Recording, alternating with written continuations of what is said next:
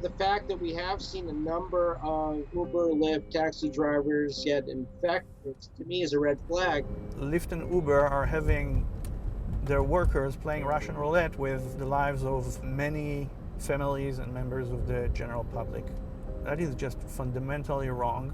As the number of cases of coronavirus rises worldwide, gig workers like couriers or rideshare drivers are particularly vulnerable.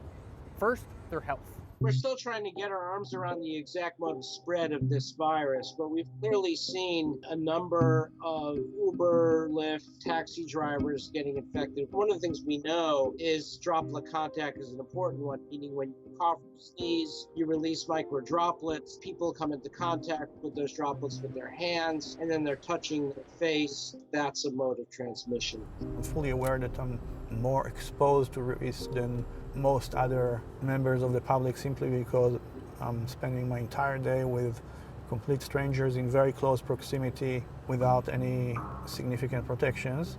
But it's not just their contact with people that put them uniquely at risk. Gig workers don't get full benefits like full-time employees, things like subsidized healthcare and paid time off.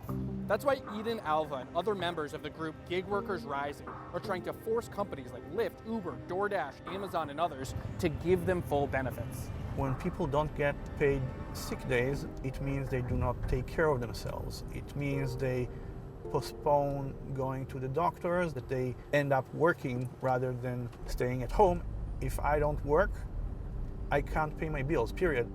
Now, months into this international health crisis, the companies are starting to change their policies. Both Uber and Lyft now offer payments to drivers who have been diagnosed with coronavirus or have been quarantined by public health officials.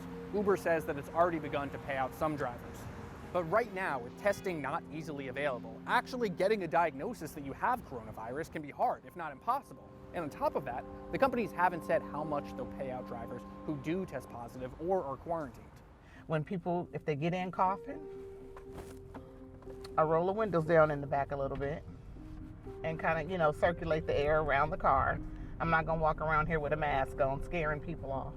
For Lorraine Hanks, coronavirus is no scarier than anything else you might be exposed to.